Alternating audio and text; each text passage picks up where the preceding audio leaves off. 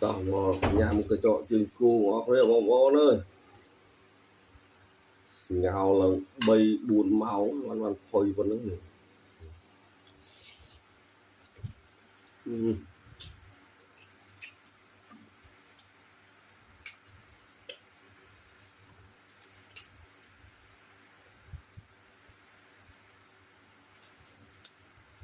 Phơi rồi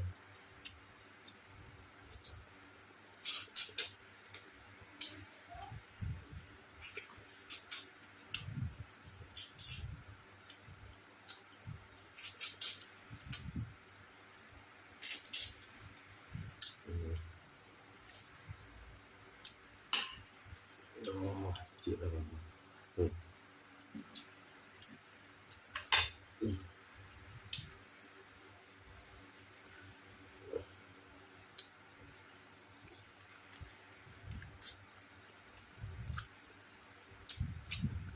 rồi hai này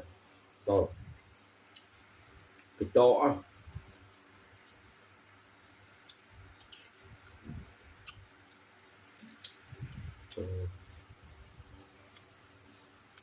thế cái chỗ muốn nhắm mắt cho mình